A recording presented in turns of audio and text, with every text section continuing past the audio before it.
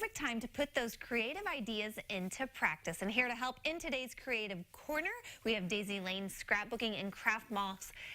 Karen Boyer here, back with us. Happy New Year. And Happy New Year. It's time to turn our trash into treasure. That's right. You know, in this time of year, if you get a wool sweater, the last thing you're going to think about is maybe cutting it up. But I think I've got a project today that might convince you to give up one of those warm wool sweaters. Okay, that you may be outgrown or shrunk in the wash. Right, like this one did not start out as a kid's sweater. And but it is cute. It's a cute print. And what we're talking about today is real wool, 100% wool sweaters, not an acrylic or something that's man-made, but real wool. When you felt it, when you wash it in soapy water and hot water, it does tend to shrink, and the fibers stay together really well. Okay. And so what we have done is taken our handy dandy die cut machine, which we all use in scrapbooking and card making all the time to cut out shapes, to really create some of these fun felted flowers. Okay. And so we've got a workshop coming up where we're going to be doing these as part of the projects, but also just wanted to show people if they have a big shot or a die cutting machine and they haven't taken it to that next step, if they haven't cut something other than paper,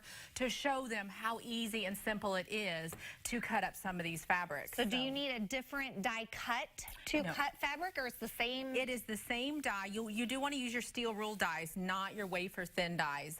So they would be a thicker die like this. Okay. And actually, I do a lot with the flowers or fabric, but alphabets, you can cut any shape. Any of your dies will cut in just wonderfully well with the felted wool. Also, if you can kind of pick out some fabrics here, you might feel a little bit of a placemat. You know, you've got Grandpa's old corduroy jacket in the closet. A lot of those older fabrics that maybe aren't real trend-setting right now to wear can be repurposed, as well as maybe something that's been damaged. Or we're always getting people in, really popular now is like maybe the bears made out of Grandpa's old sweater when he passes away, or the flowers can be the same thing. You know, you have an article of clothing from Grandma or Grandpa, you can make an accessory for everybody to keep in the family. I love that idea. Okay, well, let's see how easy it is simple to do. So what I've done is I've just taken some pre-shrunk wool, and so we've got a lot of different prints. You can do scarves that are all wool, sweaters, corduroy, and it's the same system that you use for your fabric or your paper that you do for your fabric. You take your die, foam side up, and you make a sandwich. So you put your fabric on the top, and then you make a sandwich between your cutting plates. And then it just rolls through your die cutting machine. Oh, okay. Yep, turn it the other way. It goes either way, yep. And you're just going to crank it through. You can.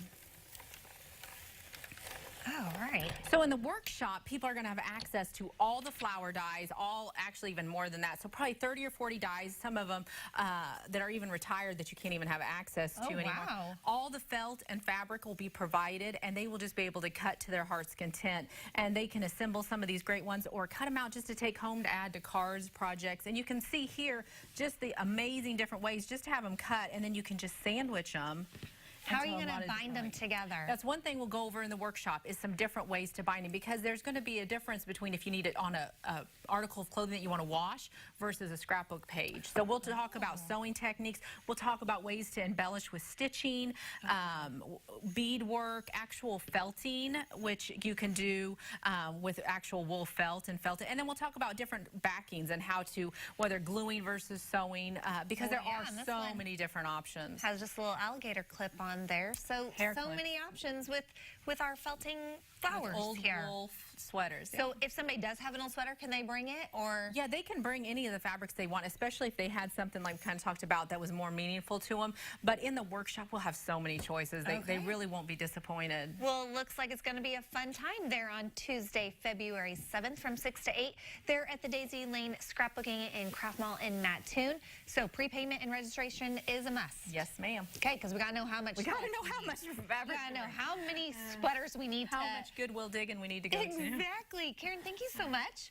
Fun stuff going on over there in Mattoon and Daisy Lane Scrapbooking and Craft Mall. If you need any more information about the details of their upcoming workshop, or you just want to see what's going on over there, head to CILiving.tv after today's show.